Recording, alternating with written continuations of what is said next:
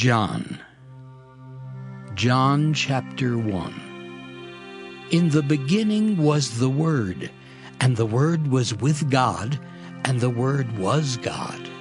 He was in the beginning with God. All things came into being through him, and without him not one thing came into being. What has come into being in him was life, and the life was the light of all people. The light shines in the darkness, and the darkness did not overcome it. There was a man sent from God, whose name was John. He came as a witness to testify to the light, so that all might believe through him. He himself was not the light, but he came to testify to the light. The true light, which enlightens everyone, was coming into the world. He was in the world, and the world came into being through him, yet the world did not know him. He came to what was his own, and his own people did not accept him. But to all who received him, who believed in his name, he gave power to become children of God, who were born not of blood or of the will of the flesh or of the will of man, but of God. And the Word became flesh and lived among us, and we have seen his glory, the glory as of a Father's only Son, full of grace and truth. John testified to him and cried out, "This was he of whom I said, 'He who comes after me ranks ahead of me because he was before me.'" From his fullness we have all received grace upon grace. The law indeed was given through Moses. Grace and truth came through Jesus Christ. No one has ever seen God. It is God, the only Son, who is close to the Father's heart, who has made him known.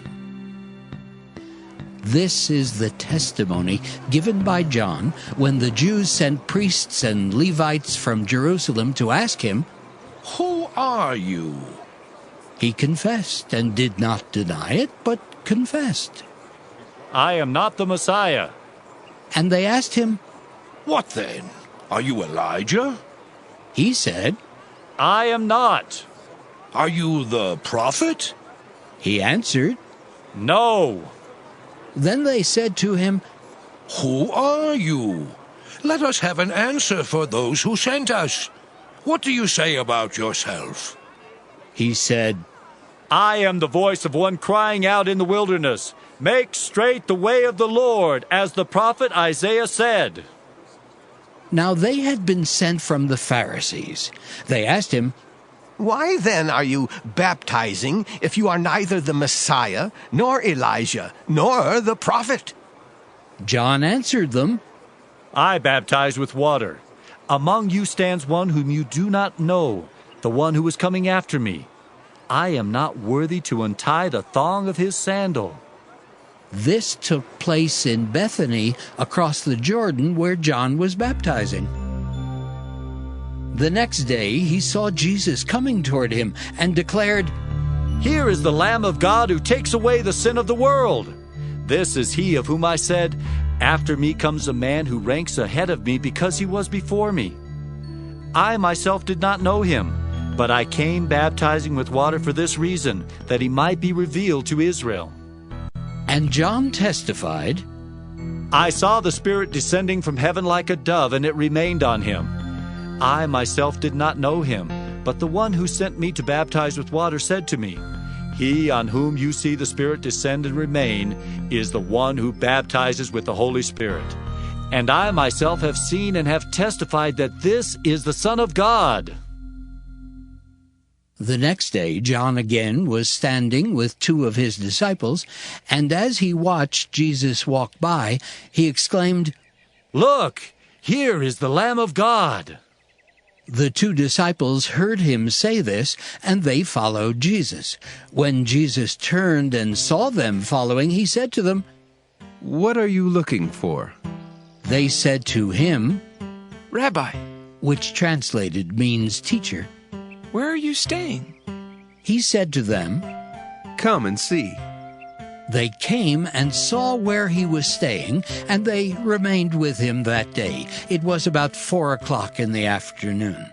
One of the two who heard John speak and followed him was Andrew, Simon Peter's brother. He first found his brother Simon and said to him, "We have found the Messiah," which is translated anointed. He brought Simon to Jesus, who looked at him and said, You are Simon, son of John. You are to be called Cephas, which is translated Peter. The next day, Jesus decided to go to Galilee. He found Philip and said to him, Follow me. Now, Philip was from Bethsaida, the city of Andrew and Peter. Philip found Nathanael and said to him, "We have found him about whom Moses in the law and also the prophets wrote, Jesus, son of Joseph, from Nazareth." Nathanael said to him, Can anything good come out of Nazareth? Philip said to him, "Come and see."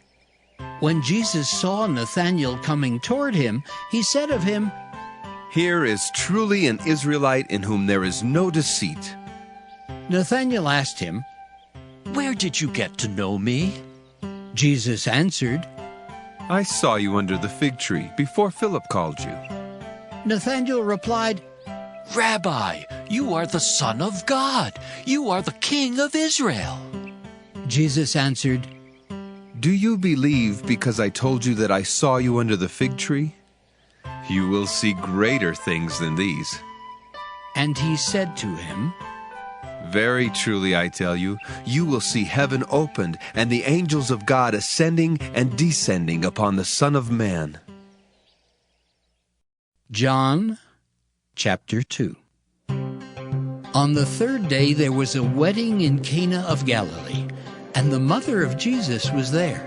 Jesus and his disciples had also been invited to the wedding.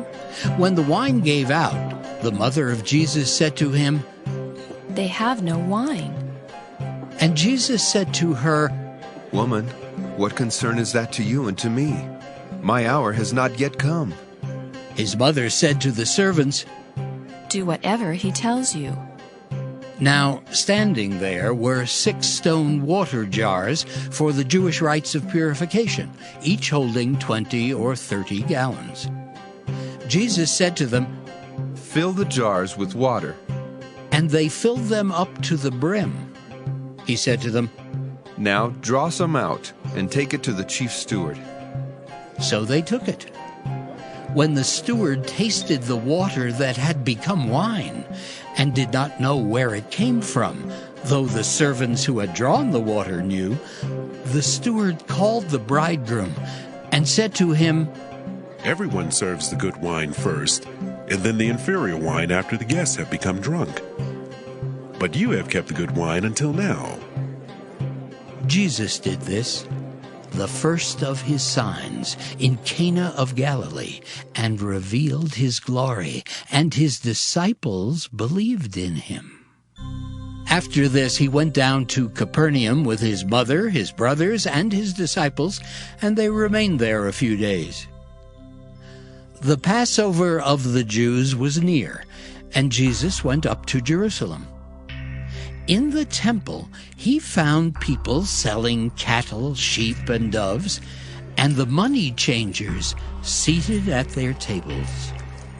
Making a whip of cords, he drove all of them out of the temple, both the sheep and the cattle. He also poured out the coins of the money changers and overturned their tables. He told those who were selling the doves, Take these things out of here. Stop making my Father's house a marketplace. His disciples remembered that it was written, Zeal for your house will consume me. The Jews then said to him, What sign can you show us for doing this? Jesus answered them, Destroy this temple, and in 3 days I will raise it up.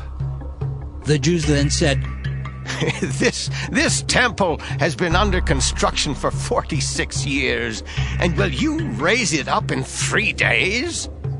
But he was speaking of the temple of his body. after he was raised from the dead, his disciples remembered that he had said this, and they believed the scripture and the word that Jesus had spoken. When he was in Jerusalem during the Passover festival, many believed in his name because they saw the signs that he was doing. But Jesus, on his part, would not entrust himself to them because he knew all people and needed no one to testify about anyone, for he himself knew what was in everyone. John chapter 3. Now there was a Pharisee named Nicodemus, a leader of the Jews. He came to Jesus by night and said to him, Rabbi, we know that you're a teacher who has come from God, for no one can do these signs that you do apart from the presence of God. Jesus answered him, Very truly I tell you, no one can see the kingdom of God without being born from above. Nicodemus said to him, How can anyone be born after having grown old? Can one enter a second time into the mother's womb and be born? Jesus answered, Very truly I tell you, no one can enter the kingdom of God without being born of water and spirit. What is born of the flesh is flesh, and what is born of the Spirit is spirit. Do not be astonished that I said to you, You must be born from above. The wind blows where it chooses, and you hear the sound of it, but you do not know where it comes from or where it goes. So it is with everyone who is born of the Spirit. Nicodemus said to him, How can these things be? Jesus answered him, Are you a teacher of Israel, and yet you do not understand these things? Very truly I tell you, we speak of what we know and testify to what we have seen, yet you do not receive our testimony. If I have told you about earthly things and you do not believe, how can you believe if I tell you about heavenly things? No one has ascended into heaven except the one who descended from heaven, the Son of Man. And just as Moses lifted up the serpent in the wilderness, so must the Son of Man be lifted up, that whoever believes in him may have eternal life.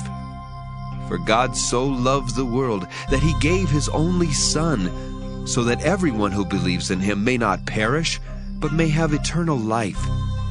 Indeed, God did not send the Son into the world to condemn the world, but in order that the world might be saved through him. Those who believe in him are not condemned, but those who do not believe are condemned already, because they have not believed in the name of the only Son of God. And this is the judgment, that the light has come into the world, and people loved darkness rather than light, because their deeds were evil. For all who do evil hate the light, and do not come to the light, so that their deeds may not be exposed.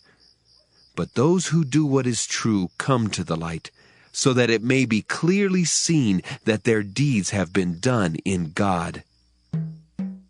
After this, Jesus and his disciples went into the Judean countryside, and he spent some time there with them and baptized. John also was baptizing at Aenon, near Salem, because water was abundant there, and people kept coming and were being baptized. John, of course, had not yet been thrown into prison.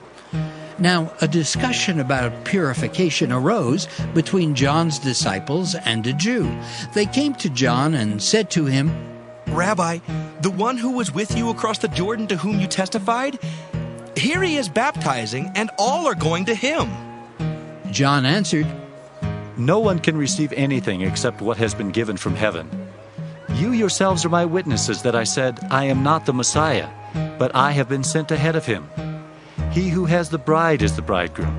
The friend of the bridegroom who stands and hears him rejoices greatly at the bridegroom's voice. For this reason my joy has been fulfilled. He must increase, but I must decrease. The one who comes from above is above all. The one who is of the earth belongs to the earth and speaks about earthly things. The one who comes from heaven is above all. He testifies to what he has seen and heard, yet no one accepts his testimony. Whoever has accepted his testimony has certified this, that God is true. He whom God has sent speaks the words of God, for he gives the Spirit without measure. The Father loves the Son and has placed all things in his hands. Whoever believes in the Son has eternal life. Whoever disobeys the Son will not see life, but must endure God's wrath. John, chapter 4. Now when Jesus learned that the Pharisees had heard, Jesus is making and baptizing more disciples than John. Although it was not Jesus himself, but his disciples who baptized, he left Judea and started back to Galilee. But he had to go through Samaria. So he came to a Samaritan city called Sychar, near the plot of ground that Jacob had given to his son Joseph. Jacob's well was there, and Jesus, tired out by his journey, was sitting by the well. It was about noon. A Samaritan woman came to draw water, and Jesus said to her, "Give me a drink." His disciples had gone to the city to buy food. The Samaritan woman said to him, "How is it that you, a Jew, ask a drink of me, a woman of Samaria?" Jews do not share things in common with Samaritans. Jesus answered her, "If you knew the gift of God and who it is that is saying to you, 'Give me a drink,' you would have asked him, and he would have given you living water." The woman said to him, "Sir, you have no bucket, and the well is deep. Where do you get that living water? Are you greater than our ancestor Jacob, who gave us the well, and with his sons and his flocks drank from it?" Jesus said to her, "Everyone who drinks of this water will be thirsty again, but those who drink of the water that I will give them will never be thirsty. The water that I will give will become in them a spring of water gushing up to eternal life." The woman said to him, "Sir, give me this water, so that I may never be thirsty, or have to keep coming here to draw water." Jesus said to her, "Go, call your husband and come back." The woman answered him, "I have no husband." Jesus said to her, "You are right in saying, 'I have no husband,' for you have had 5 husbands, and the one you have now is not your husband. What you have said is true." The woman said to him, "Sir, I see that you are a prophet. Our ancestors worshipped on this mountain, but you say that the place where people must worship is in Jerusalem." Jesus said to her, "Woman, believe me, the hour is coming when you will worship the Father neither on this mountain nor in Jerusalem. You worship what you do not know. We worship what we know, for salvation is from the Jews. But the hour is coming and is now here when the true worshipers will worship the Father in spirit and truth, for the Father seeks such as these to worship him. God is spirit, and those who worship him must worship in spirit and truth." The woman said to him, "I know that Messiah is coming, who is called Christ. When he comes, he will proclaim all things to us." Jesus said to her, "I am he, the one who is speaking to you." Just then his disciples came. They were astonished that he was speaking with a woman. But no one said, "What do you want?" or "Why are you speaking with her?" Then the woman left her water jar and went back to the city. She said to the people, "Come and see a man who told me everything I have ever done. He cannot be the Messiah, can he?"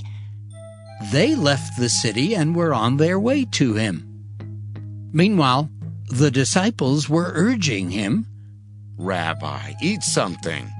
But he said to them, "I have food to eat that you do not know about." So the disciples said to one another, "Surely no one has brought him something to eat." Jesus said to them, "My food is to do the will of him who sent me and to complete his work. Do you not say, 4 months more, then comes the harvest? But I tell you, look around you and see how the fields are ripe for harvesting. The reaper is already receiving wages and is gathering fruit for eternal life, so that sower and reaper may rejoice together. For here the saying holds true, one sows and another reaps. I sent you to reap that for which you did not labor. Others have labored, and you have entered into their labor. Many Samaritans from that city believed in him because of the woman's testimony. He told me everything I have ever done. So when the Samaritans came to him, they asked him to stay with them, and he stayed there 2 days. And many more believed because of his word. They said to the woman, "It is no longer because of what you said that we believe, for we have heard for ourselves, and we know that this is truly the Savior of the world." When the 2 days were over, he went from that place to Galilee, for Jesus himself had testified that a prophet has no honor in the prophet's own country. When he came to Galilee, the Galileans welcomed him, since they had seen all that he had done in Jerusalem at the festival, for they too had gone to the festival. Then he came again to Cana in Galilee, where he had changed the water into wine.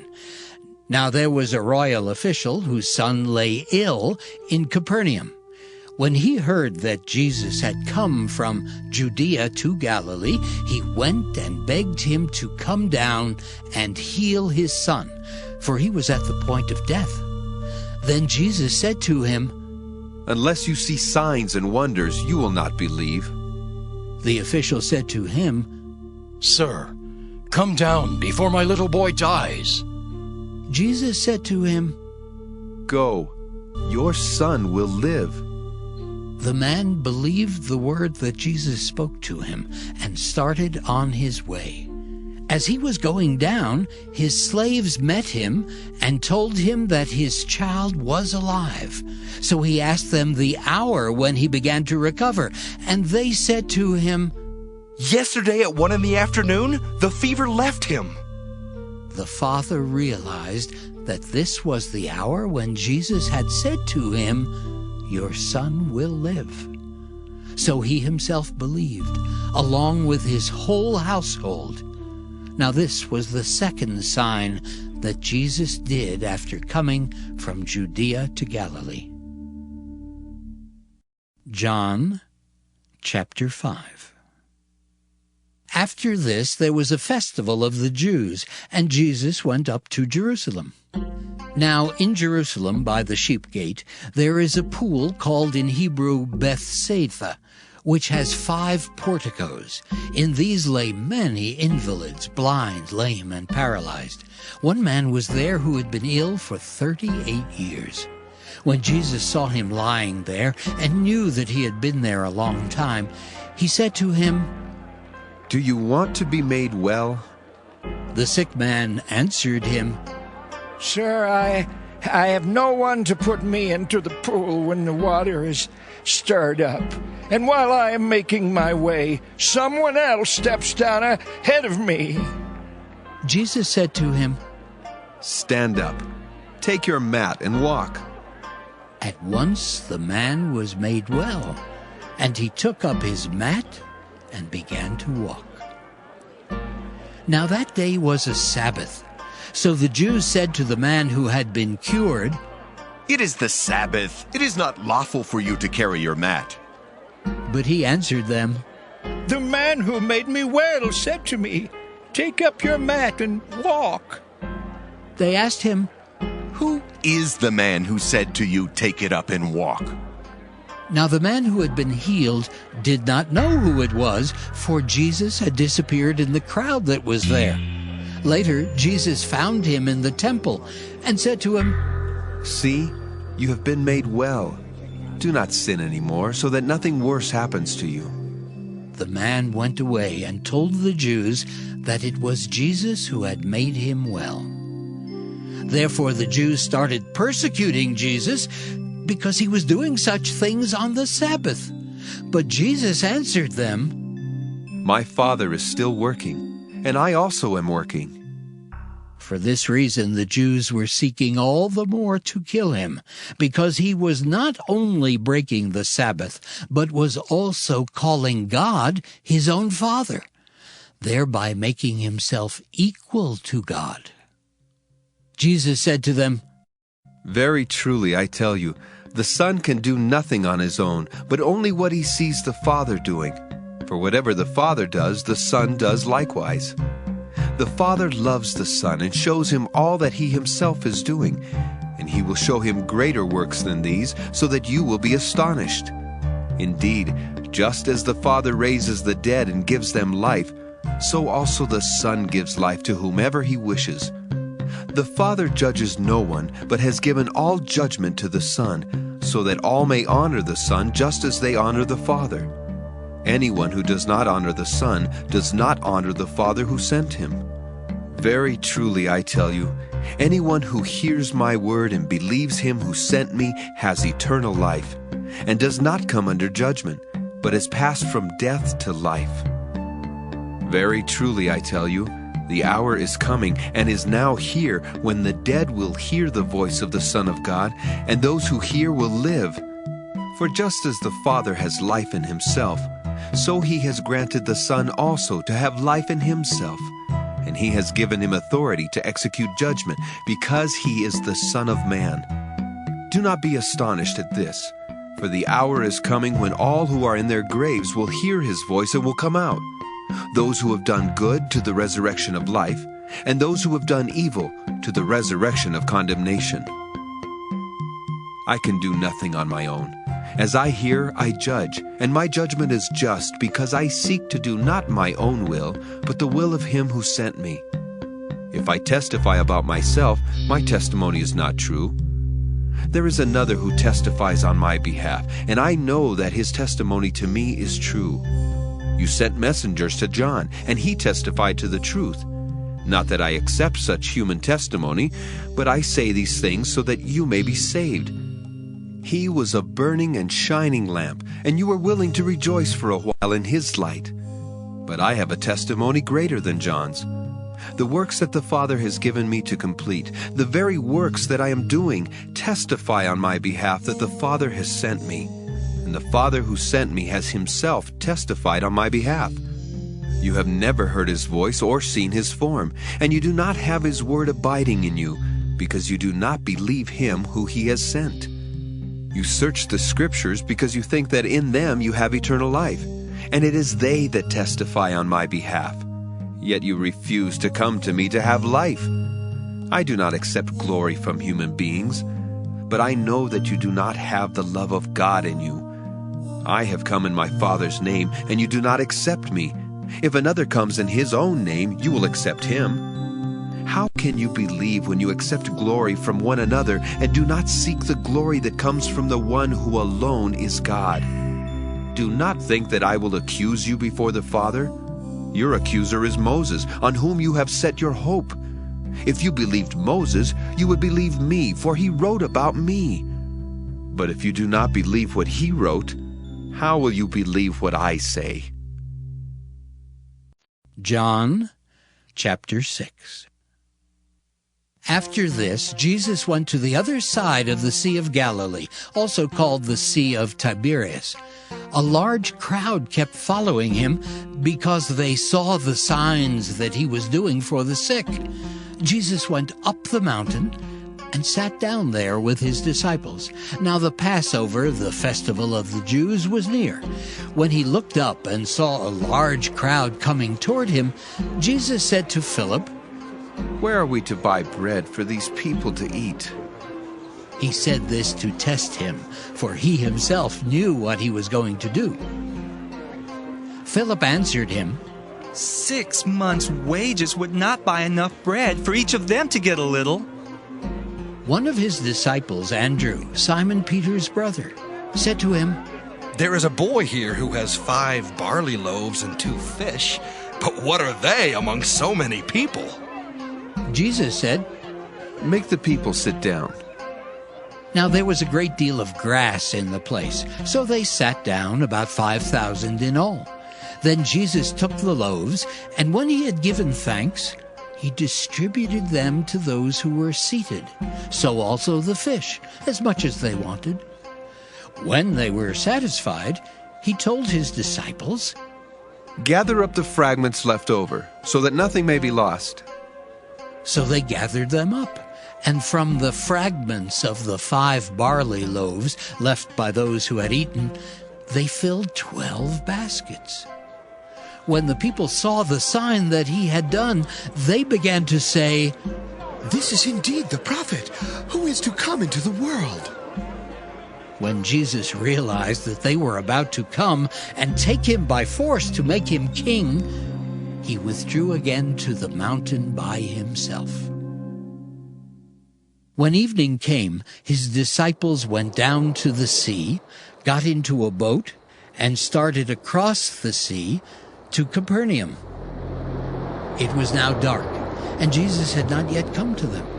The sea became rough because a strong wind was blowing. When they had rowed about 3 or 4 miles, they saw Jesus walking on the sea and coming near the boat, and they were terrified. But he said to them, "It is I! Do not be afraid." Then they wanted to take him into the boat, and immediately the boat reached the land toward which they were going. The next day, the crowd that had stayed on the other side of the sea saw that there had been only one boat there. They also saw that Jesus had not got into the boat with his disciples, but that his disciples had gone away alone. Then some boats from Tiberias came near the place where they had eaten the bread after the Lord had given thanks. So when the crowd saw that neither Jesus nor his disciples were there, they themselves got into the boats and went to Capernaum looking for Jesus.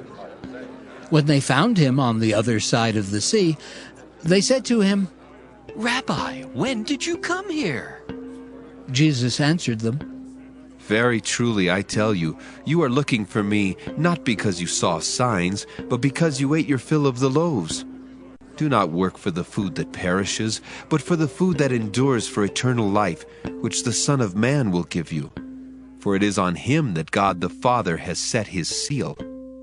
Then they said to him, "What must we do to perform the works of God?"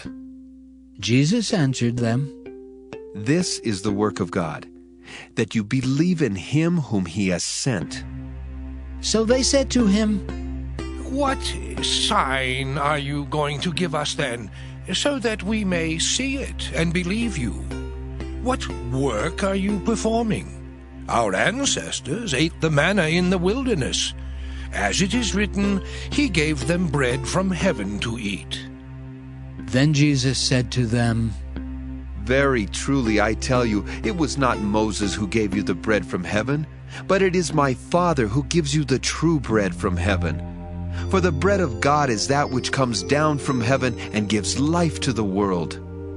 They said to him, "Sir, give us this bread always." Jesus said to them, "I am the bread of life. Whoever comes to me will never be hungry, and whoever believes in me will never be thirsty. But I said to you that you have seen me and yet do not believe. Everything that the Father gives me will come to me, and anyone who comes to me I will never drive away. For I have come down from heaven not to do my own will, but the will of him who sent me. And this is the will of him who sent me, that I should lose nothing of all that he has given me, but raise it up on the last day. This is indeed the will of my Father, that all who see the Son and believe in him may have eternal life, and I will raise them up on the last day." Then the Jews began to complain about him, because he said, "I am the bread that came down from heaven." They were saying, "Is not this Jesus, the son of Joseph, whose mother and father we know? How can he now say, 'I have come down from heaven'?" Jesus answered them, "Do not complain among yourselves. No one can come to me unless drawn by the Father who sent me, and I will raise that person up on the last day. It is written in the prophets, and they shall all be taught by God. Everyone who has heard and learned from the Father comes to me. Not that anyone has seen the Father except the one who is from God. He has seen the Father. Very truly I tell you, whoever believes has eternal life. I am the bread of life. Your ancestors ate the manna in the wilderness, and they died. This is the bread that comes down from heaven, so that one may eat of it and not die. I am the living bread that came down from heaven. Whoever eats of this bread will live forever. And the bread that I will give for the life of the world is my flesh. The Jews then disputed among themselves, saying, "How can this man give us his flesh to eat?" So Jesus said to them, Very truly I tell you, unless you eat the flesh of the Son of Man and drink his blood, you have no life in you. Those who eat my flesh and drink my blood have eternal life, and I will raise them up on the last day. For my flesh is true food, and my blood is true drink. Those who eat my flesh and drink my blood abide in me, and I in them. Just as the living Father sent me, and I live because of the Father, so whoever eats me will live because of me. This is the bread that came down from heaven, not like that which your ancestors ate and they died, but the one who eats this bread will live forever. He said these things while he was teaching in the synagogue at Capernaum. When many of his disciples heard it, they said, "This teaching is difficult. Who can accept it?"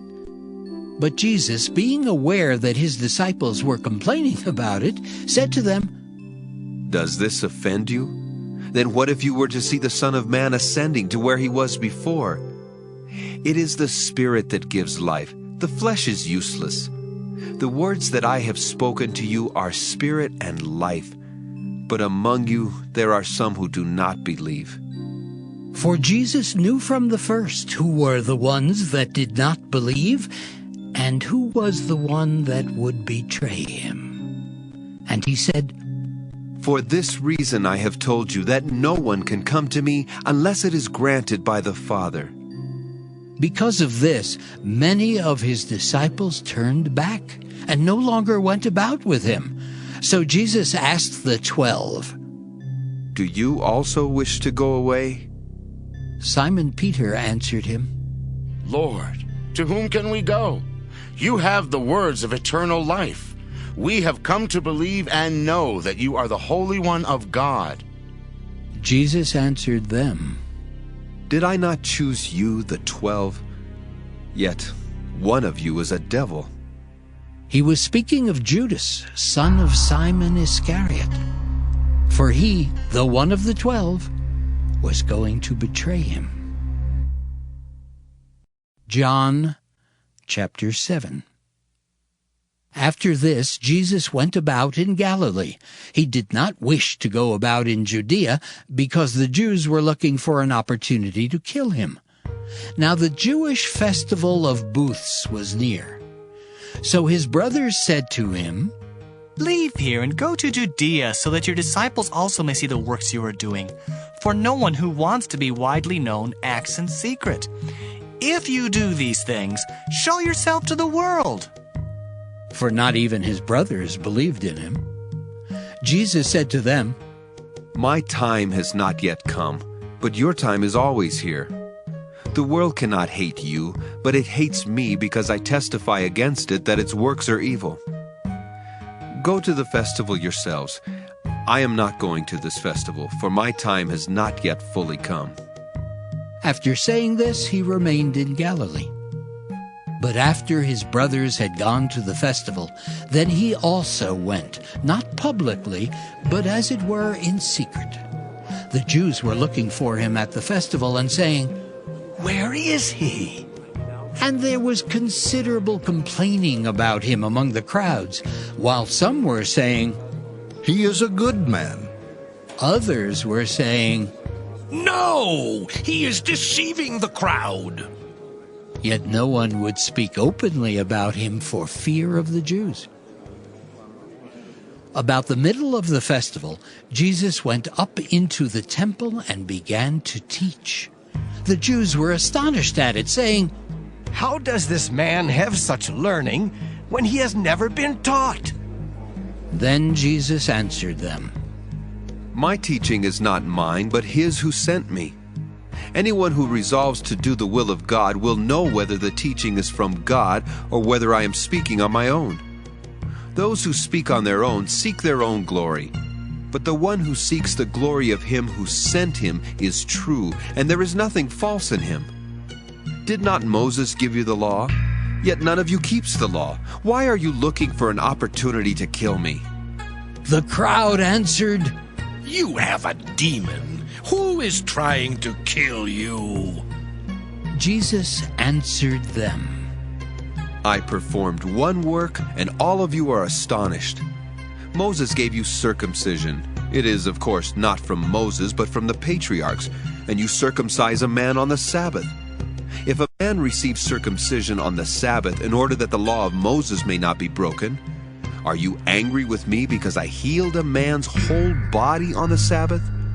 Do not judge by appearances, but judge with right judgment. Now some of the people of Jerusalem were saying, Is not this the man whom they are trying to kill? And here he is speaking openly, but they say nothing to him. Can it be that the authorities really know that this is the Messiah? Yet we know where this man is from. But when the Messiah comes, no one will know where he is from. Then Jesus cried out as he was teaching in the temple, You know me, and you know where I am from. I have not come on my own, but the one who sent me is true, and you do not know him. I know him because I am from him, and he sent me. Then they tried to arrest him, but no one laid hands on him because his hour had not yet come. Yet many in the crowd believed in him and were saying, When the Messiah comes, will he do more signs than this man has done? The Pharisees heard the crowd muttering such things about him, and the chief priests and Pharisees sent temple police to arrest him. Jesus then said, I will be with you a little while longer, and then I am going to him who sent me. You will search for me, but you will not find me, and where I am you cannot come. The Jews said to one another, Where does this man intend to go that we will not find him? Does he intend to go to the dispersion among the Greeks and teach the Greeks? What does he mean by saying, You will search for me and you will not find me, and where I am you cannot come?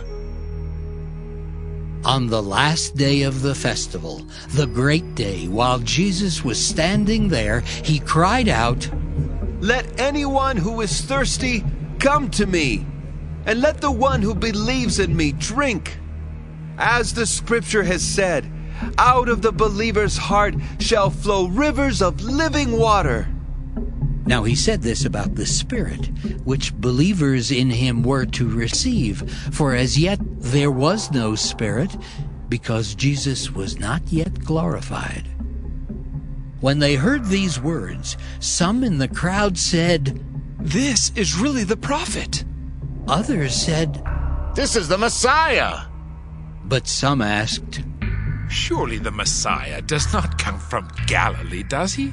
Has not the scripture said that the Messiah is descended from David and comes from Bethlehem, the village where David lived?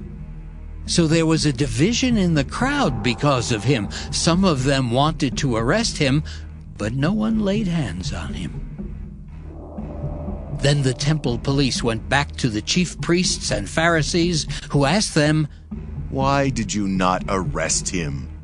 The police answered, Never has anyone spoken like this. Then the Pharisees replied, Surely you have not been deceived too, have you? Has any one of the authorities or the Pharisees believed in him? Oh, but this crowd, which does not know the law, they are accursed. Nicodemus, who had gone to Jesus before, and who was one of them, asked, Our law does not judge people without first giving them a hearing to find out what they are doing, does it? They replied, Surely you are not also from Galilee, are you? Search, and you will see that no prophet is to arise from Galilee. Then each of them went home, while Jesus went to the Mount of Olives. John, chapter 8, verse 2. Early in the morning he came again to the temple. All the people came to him, and he sat down and began to teach them. The scribes and the Pharisees brought a woman who had been caught in adultery, and making her stand before all of them, they said to him, "Teacher, this woman was caught in the very act of committing adultery. Now, in the law, Moses commanded us to stone such women. Now, what do you say?" They said this to test him, so that they might have some charge to bring against him. Jesus bent down and wrote with his finger on the ground. When they kept on questioning him, he straightened up and said to them, "Let anyone among you who is without sin be the first to throw a stone at her." And once again he bent down and wrote on the ground. When they heard it, they went away one by one, beginning with the elders, and Jesus was left alone with the woman standing before him. Jesus straightened up and said to her, "Woman, where are they? Has no one condemned you?" She said, "No one, sir." And Jesus said, "Neither do I condemn you. Go your way, and from now on do not sin again." Again Jesus spoke to them, saying, "I am the light of the world. Whoever follows me will never walk in darkness, but will have the light of life." Then the Pharisees said to him, "You are testifying on your own behalf. Your testimony is not valid." Jesus answered, "Even if I testify on my own behalf, my testimony is valid because I know where I have come from and where I am going. But you do not know where I come from or where I am going. You judge by human standards. I judge no one. Yet even if I do judge, my judgment is valid. For it is not I alone who judge, but I and the Father who sent me. In your law it is written that the testimony of 2 witnesses is valid. I testify on my own behalf, and the Father who sent me testifies on my behalf." Then they said to him, "Where is your Father?" Jesus answered, "You know neither me nor my Father. If you knew me, you would know my Father also." He spoke these words while he was teaching in the treasury of the temple, but no one arrested him, because his hour had not yet come. Again he said to them, "I am going away, and you will search for me, but you will die in your sin. Where I am going, you cannot come." Then the Jews said, "Is he going to kill himself? Is that what he means by saying, 'Where I am going, you cannot come'?" He said to them, "You are from below, I am from above. You are of this world, I am not of this world. I told you that you would die in your sins, for you will die in your sins unless you believe that I am He." They said to him, "Who are you?" Jesus said to them, "Why do I speak to you at all? I have much to say about you and much to condemn. But the one who sent me is true, and I declare to the world what I have heard from him."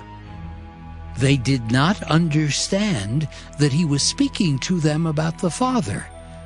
So Jesus said, "When you have lifted up the Son of Man, then you will realize that I am He, and that I do nothing on my own, but I speak these things as the Father instructed me. And the one who sent me is with me. He has not left me alone, for I always do what is pleasing to Him." As he was saying these things, many believed in him. Then Jesus said to the Jews who had believed in him, "If you continue in my word, you are truly my disciples, and you will know the truth, and the truth will make you free." They answered him, We are descendants of Abraham and have never been slaves to anyone. What do you mean by saying you will be made free? Jesus answered them, Very truly I tell you, everyone who commits sin is a slave to sin. The slave does not have a permanent place in the household. The Son has a place there forever. So if the Son makes you free, you will be free indeed. I know that you are descendants of Abraham, yet you look for an opportunity to kill me, because there is no place in you for my word. I declare what I have seen in the Father's presence. As for you, you should do what you have heard from the Father.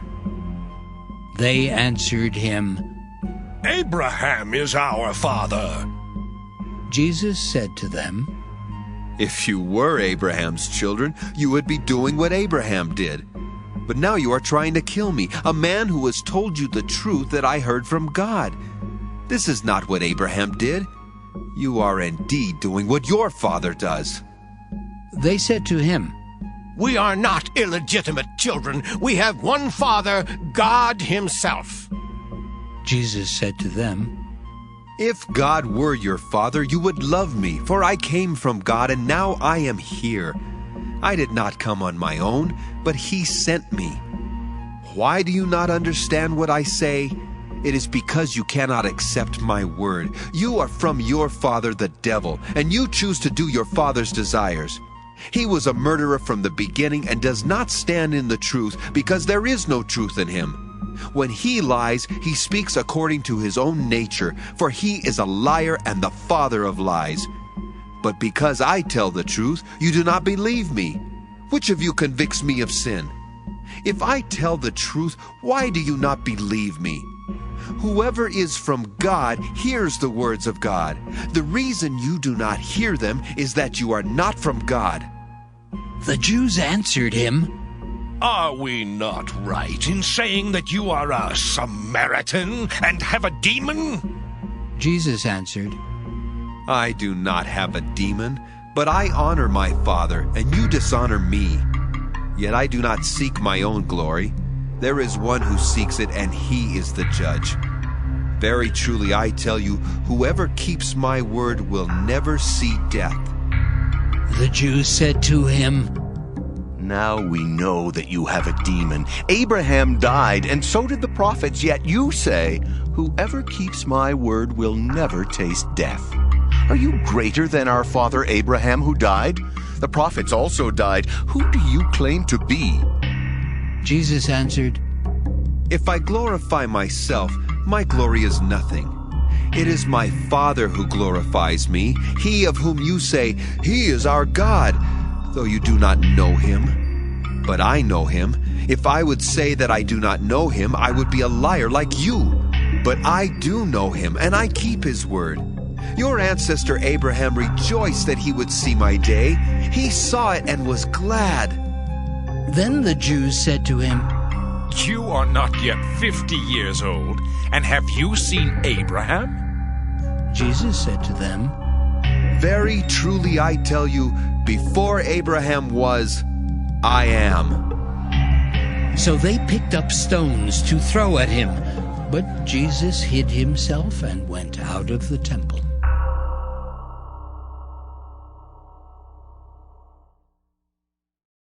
John, chapter 9. As he walked along, he saw a man blind from birth. His disciples asked him, Rabbi, who sinned, this man or his parents, that he was born blind? Jesus answered, Neither this man nor his parents sinned. He was born blind so that God's works might be revealed in him. We must work the works of him who sent me while it is day. Night is coming when no one can work. As long as I am in the world, I am the light of the world. When he had said this, he spat on the ground and made mud with the saliva and spread the mud on the man's eyes, saying to him, Go, wash in the pool of Siloam, which means sent. Then he went and washed and came back, able to see. The neighbors and those who had seen him before as a beggar began to ask, "Is this not the man who used to sit and beg?" Some were saying, "It is he." Others were saying, "No, but it is someone like him." He kept saying, "I am the man." But they kept asking him, "Then how were your eyes opened?" He answered, "The man called Jesus made mud, spread it on my eyes, and said to me, 'Go to Siloam and wash.' Then I went and washed and received my sight." They said to him, "Where is he?" He said, "I do not know." They brought to the Pharisees the man who had formerly been blind. Now it was a Sabbath day when Jesus made the mud and opened his eyes. Then the Pharisees also began to ask him how he had received his sight. He said to them, "He put mud on my eyes, then I washed, and now I see." Some of the Pharisees said, "This man is not from God, for he does not observe the Sabbath." But others said, "How can a man who is a sinner perform such signs?" And they were divided. So they said again to the blind man, "What do you say about him? It was your eyes he opened." He said, "He is a prophet." The Jews did not believe that he had been blind and had received his sight until they called the parents of the man who had received his sight and asked them, "Is this your son, who you say was born blind? How then does he now see?" His parents answered, "We know that this is our son, and that he was born blind. But we do not know how it is that now he sees, nor do we know who opened his eyes. Ask him. He is of age. He will speak for himself." His parents said this because they were afraid of the Jews, for the Jews had already agreed that anyone who confessed Jesus to be the Messiah would be put out of the synagogue. Therefore his parents said, "He is of age. Ask him." So for the second time they called the man who had been blind, and they said to him, "Give glory to God. We know that this man is a sinner." He answered, "I do not know whether he is a sinner. One thing I do know, that though I was blind, now I see." They said to him, "What did he do to you? How did he open your eyes?" He answered them, "I have told you already, and you would not listen. Why do you want to hear it again? Do you also want to become his disciples?" Then they reviled him, saying, "You are his disciple, but we are disciples of Moses. We know that God has spoken to Moses, but as for this man, we do not know where he comes from." The man answered, "Here is an astonishing thing. You do not know where he comes from, and yet he opened my eyes. We know that God does not listen to sinners, but he does listen to one who worships him and obeys his will. Never since the world began has it been heard that anyone opened the eyes of a person born blind. If this man were not from God, he could do nothing." They answered him, "You were born entirely in sins, and are you trying to teach us?" And they drove him out. Jesus heard that they had driven him out, and when he found him, he said, "Do you believe in the Son of Man?" He answered, "And who is he, sir? Tell me, so that I may believe in him." Jesus said to him, "You have seen him, and the one speaking with you is he." He said, "Lord, I believe." And he worshipped him. Jesus said, "I came into this world for judgment, so that those who do not see may see, and those who do see may become blind." Some of the Pharisees near him heard this and said to him, "Surely we are not blind, are we?" Jesus said to them, "If you were blind, you would not have sin. But now that you say, 'We see,' your sin remains." John chapter 10. Very truly, I tell you, anyone who does not enter the sheepfold by the gate, but climbs in by another way, is a thief and a bandit. The one who enters by the gate is the shepherd of the sheep. The gatekeeper opens the gate for him, and the sheep hear his voice. He calls his own sheep by name and leads them out. When he has brought out all his own, he goes ahead of them, and the sheep follow him because they know his voice. They will not follow a stranger, but they will run from him because they do not know the voice of strangers. Jesus used this figure of speech with them, but they did not understand what he was saying to them. So again Jesus said to them, Very truly I tell you, I am the gate for the sheep. All who came before me are thieves and bandits, but the sheep did not listen to them. I am the gate. Whoever enters by me will be saved, and will come in and go out and find pasture. The thief comes only to steal and kill and destroy. I came that they may have life, and have it abundantly. I am the good shepherd. The good shepherd lays down his life for the sheep. The hired hand, who is not the shepherd and does not own the sheep, sees the wolf coming and leaves the sheep and runs away, and the wolf snatches them and scatters them. The hired hand runs away because a hired hand does not care for the sheep. I am the good shepherd. I know my own, and my own know me, just as the Father knows me, and I know the Father. And I lay down my life for the sheep. I have other sheep that do not belong to this fold. I must bring them also, and they will listen to my voice. So there will be one flock, one shepherd. For this reason the Father loves me, because I lay down my life in order to take it up again. No one takes it from me, but I lay it down of my own accord. I have power to lay it down, and I have power to take it up again. I have received this command from my Father. Again, the Jews were divided because of these words. Many of them were saying, He has a demon and is out of his mind. Why listen to him? Others were saying, These are not the words of one who has a demon. Can a demon open the eyes of the blind? At that time, the festival of the dedication took place in Jerusalem. It was winter, and Jesus was walking in the temple, in the portico of Solomon. So the Jews gathered around him and said to him, How long will you keep us in suspense? If you are the Messiah, tell us plainly. Jesus answered, I have told you, and you do not believe. The works that I do in my Father's name testify to me, but you do not believe because you do not belong to my sheep.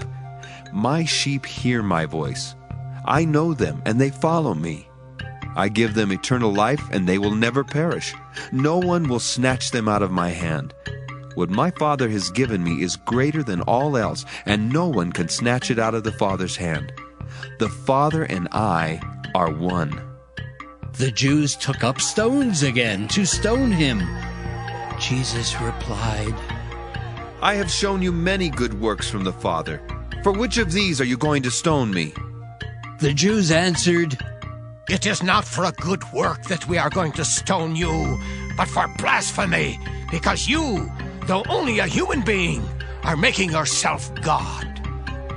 Jesus answered, Is it not written in your law, I said you are gods? If those to whom the word of God came were called gods, and the scripture cannot be annulled, can you say that the one whom the Father has sanctified and sent into the world is blaspheming because I said, I am God's Son? If I am not doing the works of my Father, then do not believe me. But if I do them, even though you do not believe me, believe the works, so that you may know and understand that the Father is in me and I am in the Father. Then they tried to arrest him again, but he escaped from their hands. He went away again across the Jordan to the place where John had been baptizing earlier, and he remained there. Many came to him, and they were saying, John performed no sign, but everything that John said about this man was true. And many believed in him there. John, chapter 11. Now a certain man was ill, Lazarus, of Bethany, the village of Mary and her sister Martha. Mary was the one who anointed the Lord with perfume and wiped his feet with her hair. Her brother Lazarus was ill. So the sisters sent a message to Jesus. "Lord, he whom you love is ill." But when Jesus heard it, he said, "This illness does not lead to death. Rather, it is for God's glory, so that the Son of God may be glorified through it." Accordingly, though Jesus loved Martha and her sister and Lazarus, after having heard that Lazarus was ill, he stayed 2 days longer in the place where he was. Then after this, he said to the disciples, "Let us go to Judea again." The disciples said to him, "Rabbi, the Jews were just now trying to stone you, and are you going there again?" Jesus answered, "Are there not 12 hours of daylight? Those who walk during the day do not stumble, because they see the light of this world. But those who walk at night stumble, because the light is not in them." After saying this, he told them, "Our friend Lazarus has fallen asleep, but I am going there to awaken him." The disciples said to him, "Lord, if he has fallen asleep, he will be all right." Jesus, however, had been speaking about his death, but they thought that he was referring merely to sleep. Then Jesus told them plainly, "Lazarus is dead. For your sake I am glad I was not there, so that you may believe. But let us go to him." Thomas, who was called the twin, said to his fellow disciples, "Let us also go, that we may die with him." When Jesus arrived, he found that Lazarus had already been in the tomb 4 days. Now Bethany was near Jerusalem, some 2 miles away, and many of the Jews had come to Martha and Mary to console them about their brother. When Martha heard that Jesus was coming, she went and met him, while Mary stayed at home. Martha said to Jesus, "Lord, if you had been here, my brother would not have died. But even now I know that God will give you whatever you ask of him." Jesus said to her, "Your brother will rise again." Martha said to him, "I know that he will rise again in the resurrection on the last day." Jesus said to her, "I am the resurrection and the life. Those who believe in me, even though they die, will live. And everyone who lives and believes in me will never die. Do you believe this?" She said to him, "Yes, Lord. I believe that you are the Messiah, the Son of God, the one coming into the world." When she had said this, she went back and called her sister Mary and told her privately, "The teacher is here and is calling for you." And when she heard it, she got up quickly and went to him. Now Jesus had not yet come to the village, but was still at the place where Martha had met him. The Jews who were with her in the house, consoling her, saw Mary get up quickly and go out. They followed her, because they thought that she was going to the tomb to weep there. When Mary came where Jesus was and saw him, she knelt at his feet and said to him, "Lord, if you had been here, my brother would not have died." When Jesus saw her weeping, and the Jews who came with her also weeping, he was greatly disturbed in spirit and deeply moved. He said, "Where have you laid him?" They said to him, "Lord, come and see." Jesus began to weep. So the Jews said, "See how he loved him." But some of them said, "Could not he who opened the eyes of the blind man have kept this man from dying?" Then Jesus, again greatly disturbed, came to the tomb. It was a cave, and a stone was lying against it. Jesus said, "Take away the stone." Martha, the sister of the dead man, said to him, "Lord, already there is a stench, because He has been dead 4 days. Jesus said to her, Did I not tell you that if you believed, you would see the glory of God? So they took away the stone. And Jesus looked upward and said, Father, I thank you for having heard me.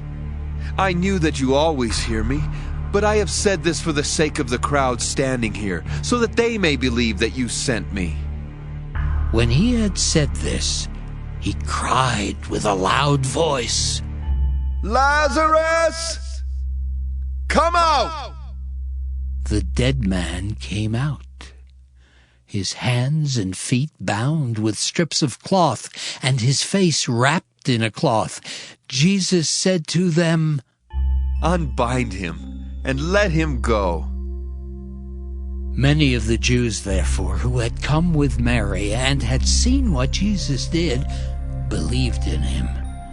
But some of them went to the Pharisees and told them what he had done. So the chief priests and the Pharisees called a meeting of the council and said, What are we to do? This man is performing many signs. If we let him go on like this, everyone will believe in him, and the Romans will come and destroy both our holy place and our nation. But one of them, Caiaphas, who was high priest that year, said to them, You know nothing at all. You do not understand that it is better for you to have one man die for the people than to have the whole nation destroyed. He did not say this on his own, but being high priest that year, he prophesied that Jesus was about to die for the nation, and not for the nation only, but to gather into one the dispersed children of God. So from that day on, they planned to put him to death. Jesus, therefore, no longer walked about openly among the Jews, but went from there to a town called Ephraim in the region near the wilderness, and he remained there with the disciples. Now the Passover of the Jews was near, and many went up from the country to Jerusalem before the Passover to purify themselves. They were looking for Jesus, and were asking one another as they stood in the temple, What do you think? Surely he will not come to the festival, will he? Now the chief priests and the Pharisees had given orders that anyone who knew where Jesus was should let them know, so that they might arrest him. John chapter 12. 6 days before the Passover, Jesus came to Bethany, the home of Lazarus, whom he had raised from the dead. There they gave a dinner for him. Martha served, and Lazarus was one of those at the table with him. Mary took a pound of costly perfume made of pure nard, anointed Jesus' feet, and wiped them with her hair. The house was filled with the fragrance of the perfume. But Judas Iscariot, one of his disciples, the one who was about to betray him, said, Why was this perfume not sold for 300 denarii, and the money given to the poor? He said this not because he cared about the poor, but because he was a thief. He kept the common purse and used to steal what was put into it. Jesus said, Leave her alone. She bought it so that she might keep it for the day of my burial. You always have the poor with you, but you do not always have me. When the great crowd of the Jews learned that he was there, they came not only because of Jesus, but also to see Lazarus, whom he had raised from the dead. So the chief priests planned to put Lazarus to death as well, since it was on account of him that many of the Jews were deserting and were believing in Jesus. The next day, the great crowd that had come to the festival heard that Jesus was coming to Jerusalem. So they took branches of palm trees and went out to meet him, shouting, Hosanna! Blessed is the one who comes in the name of the Lord, the King of Israel. Jesus found a young donkey and sat on it, as it is written, Do not be afraid, daughter of Zion. Look, your king is coming, sitting on a donkey's colt. His disciples did not understand these things at first, but when Jesus was glorified, then they remembered that these things had been written of him and had been done to him. So the crowd that had been with him when he called Lazarus out of the tomb and raised him from the dead continued to testify. It was also because they heard that he had performed this sign that the crowd went to meet him. The Pharisees then said to one another, "You see, you can do nothing. Look, the world has gone after him." Now among those who went up to worship at the festival were some Greeks. They came to Philip, who was from Bethsaida in Galilee, and said to him, "Sir, we wish to see Jesus." Philip went and told Andrew. Then Andrew and Philip went and told Jesus. Jesus answered them, "The hour has come for the Son of Man to be glorified. Very truly I tell you, unless a grain of wheat falls into the earth and dies, it remains just a single grain. But if it dies, it bears much fruit. Those who love their life lose it, and those who hate their life in this world will keep it for eternal life. Whoever serves me must follow me, and where I am, there will my servant be also. Whoever serves me, the Father will honor."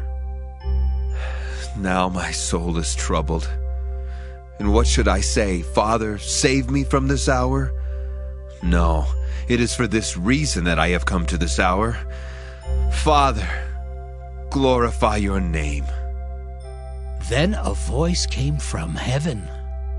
"I have glorified it, and I will glorify it again." The crowd standing there heard it and said that it was thunder. Others said, "An angel has spoken to him." Jesus answered, "This voice has come for your sake, not for mine. Now is the judgment of this world. Now the ruler of this world will be driven out. And I, when I am lifted up from the earth, will draw all people to myself." He said this to indicate the kind of death he was to die. The crowd answered him, "We have heard from the law that the Messiah remains forever. How can you say that the Son of Man must be lifted up? Who is this Son of Man?" Jesus said to them, "The light is with you for a little longer. Walk while you have the light, so that the darkness may not overtake you. If you walk in the darkness, you do not know where you are going. While you have the light, believe in the light, so that you may become children of light." After Jesus had said this, he departed and hid from them.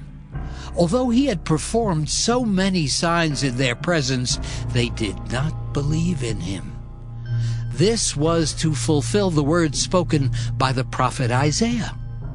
"Lord, who has believed our message, and to whom has the arm of the Lord been revealed?" And so they could not believe, because Isaiah also said, "He has blinded their eyes and hardened their heart, so that they might not look with their eyes and understand with their heart and turn, and I would heal them." Isaiah said this because he saw his glory and spoke about him. Nevertheless, many, even of the authorities, believed in him. But because of the Pharisees, they did not confess it for fear that they would be put out of the synagogue, for they loved human glory more than the glory that comes from God. Then Jesus cried aloud, "Whoever believes in me believes not in me, but in him who sent me. And whoever sees me sees him who sent me. I have come as light into the world, so that everyone who believes in me should not remain in the darkness. I do not judge anyone who hears my words and does not keep them, for I came not to judge the world, but to save the world. The one who rejects me and does not receive my word has a judge. On the last day the word that I have spoken will serve as judge, for I have not spoken on my own, but the Father who sent me has himself given me a commandment about what to say and what to speak. And I know that his commandment is eternal life. What I speak, therefore, I speak just as the Father has told me. John chapter 13. Now before the festival of the Passover, Jesus knew that his hour had come to depart from this world and go to the Father. Having loved his own who were in the world, he loved them to the end. The devil had already put it into the heart of Judas, son of Simon Iscariot, to betray him. And during supper, Jesus, knowing that the Father had given all things into his hands, and that he had come from God and was going to God, got up from the table, took off his outer robe, and tied a towel around himself. Then he poured water into a basin and began to wash the disciples' feet and to wipe them with the towel that was tied around him. He came to Simon Peter, who said to him, Lord, are you going to wash my feet? Jesus answered, You do not know now what I am doing, but later you will understand. Peter said to him, You will never wash my feet. Jesus answered, Unless I wash you, you have no share with me. Simon Peter said to him, Lord, not my feet only, but also my hands and my head. Jesus said to him, One who is bathed does not need to wash, except for the feet, but is entirely clean. And you are clean, though not all of you. For he knew who was to betray him. For this reason he said, Not all of you are clean. After he had washed their feet, had put on his robe, and had returned to the table, he said to them, Do you know what I have done to you? You call me teacher and Lord, and you are right, for that is what I am. So if I, your Lord and teacher, have washed your feet, you also ought to wash one another's feet. For I have set you an example, that you also should do as I have done to you. Very truly I tell you, servants are not greater than their master, nor are messengers greater than the one who sent them. If you know these things, you are blessed if you do them. I am not speaking of all of you. I know whom I have chosen.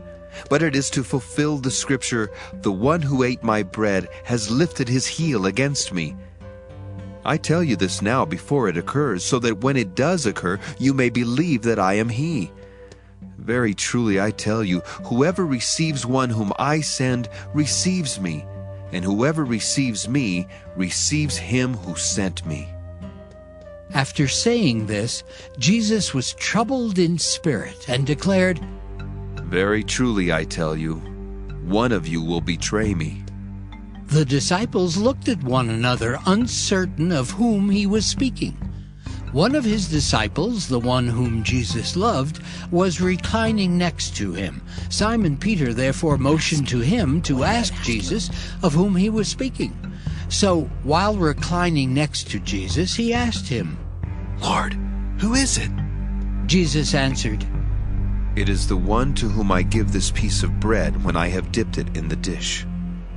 So when he had dipped the piece of bread, he gave it to Judas, son of Simon Iscariot. After he received the piece of bread, Satan entered into him. Jesus said to him, Do quickly what you are going to do. Now no one at the table knew why he said this to him. Some thought that because Judas had the common purse, Jesus was telling him, buy what we need for the festival, or that he should give something to the poor. So after receiving the piece of bread, he immediately went out, and it was night. When he had gone out, Jesus said, Now the Son of Man has been glorified, and God has been glorified in him. If God has been glorified in him, God will also glorify him in himself, and will glorify him at once. Little children, I am with you only a little longer. You will look for me, and as I said to the Jews, so now I say to you, where I am going, you cannot come. I give you a new commandment, that you love one another. Just as I have loved you, you also should love one another. By this everyone will know that you are my disciples, if you have love for one another." Simon Peter said to him, "Lord, where are you going?" Jesus answered, "Where I am going you cannot follow me now, but you will follow afterward." Peter said to him, "Lord, why can I not follow you now? I will lay down my life for you." Jesus answered, "Will you lay down your life for me? Very truly I tell you, before the cock crows, you will have denied me 3 times. John chapter 14. Do not let your hearts be troubled. Believe in God, believe also in me. In my Father's house there are many dwelling places. If it were not so, would I have told you that I go to prepare a place for you? And if I go and prepare a place for you, I will come again and will take you to myself, so that where I am, there you may be also. And you know the way to the place where I am going." Thomas said to him, "Lord, we don't know where you are going. How can we know the way?" Jesus said to him, "I am the way, and the truth, and the life. No one comes to the Father except through me. If you know me, you will know my Father also. From now on you do know him, and have seen him." Philip said to him, "Lord, show us the Father, and we will be satisfied." Jesus said to him, "Have I been with you all this time, Philip, and you still do not know me? Whoever has seen me has seen the Father. How can you say, 'Show us the Father'? Do you not believe that I am in the Father, and the Father is in me? The words that I say to you I do not speak on my own, but the Father who dwells in me does his works. Believe me that I am in the Father, and the Father is in me. But if you do not, then believe me because of the works themselves. Very truly I tell you, the one who believes in me will also do the works that I do, and in fact will do greater works than these, because I am going to the Father. I will do whatever you ask in my name, so that the Father may be glorified in the Son. If in my name you ask me for anything, I will do it. If you love me, you will keep my commandments. And I will ask the Father, and he will give you another advocate to be with you forever. This is the Spirit of truth, whom the world cannot receive, because it neither sees him nor knows him. You know him, because he abides with you, and he will be in you. I will not leave you orphaned. I am coming to you. In a little while the world will no longer see me, but you will see me. Because I live, you also will live. On that day you will know that I am in the Father, and you in me, and I in you. They who have my commandments and keep them are those who love me. And those who love me will be loved by my Father, and I will love them and reveal myself to them." Judas, not Iscariot, said to him, "Lord, how is it that you will reveal yourself to us, and not to the world?" Jesus answered him, "Those who love me will keep my word, and my Father will love them, and we will come to them and make our home with them. Whoever does not love me does not keep my words, and the word that you hear is not mine, but is from the Father who sent me. I have said these things to you while I am still with you. But the Advocate, the Holy Spirit, whom the Father will send in my name, will teach you everything and remind you of all that I have said to you. Peace I leave with you. My peace I give to you. I do not give to you as the world gives. Do not let your hearts be troubled, and do not let them be afraid. You heard me say to you, I am going away, and I am coming to you. If you loved me, you would rejoice that I am going to the Father, because the Father is greater than I. And now I have told you this before it occurs, so that when it does occur, you may believe. I will no longer talk much with you, for the ruler of this world is coming. He has no power over me, but I do as the Father has commanded me, so that the world may know that I love the Father. Rise, let us be on our way." John chapter 15. I am the true vine, and my Father is the vine grower. He removes every branch in me that bears no fruit, Every branch that bears fruit he prunes to make it bear more fruit. You have already been cleansed by the word that I have spoken to you. Abide in me as I abide in you. Just as the branch cannot bear fruit by itself unless it abides in the vine, neither can you unless you abide in me. I am the vine, you are the branches. Those who abide in me and I in them bear much fruit, because apart from me you can do nothing. Whoever does not abide in me is thrown away like a branch and withers. Such branches are gathered, thrown into the fire, and burned. If you abide in me and my words abide in you, ask for whatever you wish, and it will be done for you. My Father is glorified by this, that you bear much fruit and become my disciples. As the Father has loved me, so I have loved you. Abide in my love. If you keep my commandments, you will abide in my love, just as I have kept my Father's commandments and abide in his love. I have said these things to you so that my joy may be in you, and that your joy may be complete.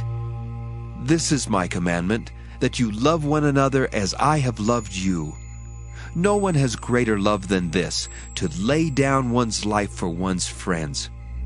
You are my friends if you do what I command you.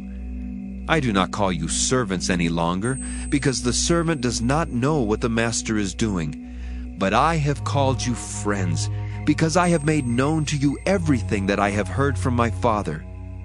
You did not choose me, but I chose you, and I appointed you to go and bear fruit, fruit that will last, so that the Father will give you whatever you ask him in my name. I am giving you these commands so that you may love one another.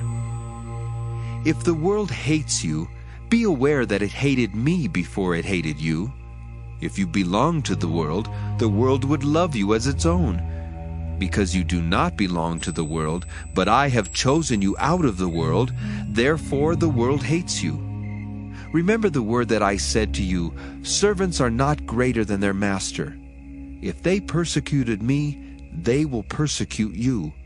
If they kept my word, they will keep yours also. But they will do all these things to you on account of my name, because they do not know him who sent me. If I had not come and spoken to them, they would not have sin. But now they have no excuse for their sin. Whoever hates me hates my Father also. If I had not done among them the works that no one else did, they would not have sin. But now they have seen and hated both me and my Father. It was to fulfill the word that is written in their law, they hated me without a cause. When the Advocate comes, whom I will send to you from the Father, the Spirit of truth who comes from the Father, he will testify on my behalf. You also are to testify, because you have been with me from the beginning. John chapter 16. I have said these things to you to keep you from stumbling. They will put you out of the synagogues. Indeed, an hour is coming when those who kill you will think that by doing so they are offering worship to God. And they will do this because they have not known the Father or me. But I have said these things to you so that when their hour comes, you may remember that I told you about them. I did not say these things to you from the beginning because I was with you. But now I am going to him who sent me. Yet none of you asks me, where are you going? But because I have said these things to you, sorrow has filled your hearts. Nevertheless, I tell you the truth. It is to your advantage that I go away. For if I do not go away, the Advocate will not come to you. But if I go, I will send him to you. And when he comes, he will prove the world wrong about sin and righteousness and judgment. About sin, because they do not believe in me. About righteousness, because I am going to the Father, and you will see me no longer. About judgment, because the ruler of this world has been condemned. I still have many things to say to you, but you cannot bear them now. When the Spirit of truth comes, he will guide you into all the truth. For he will not speak on his own, but will speak whatever he hears, and he will declare to you the things that are to come.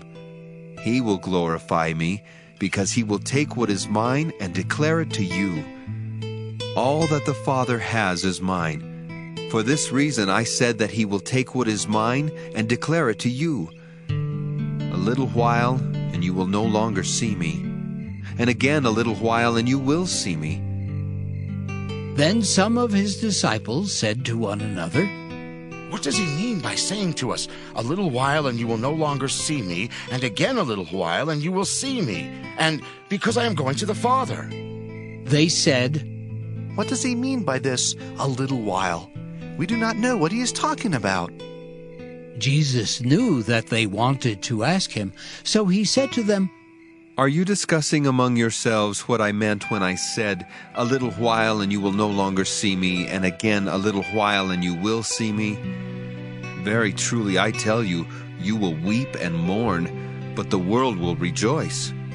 You will have pain, but your pain will turn into joy. When a woman is in labor, she has pain because her hour has come.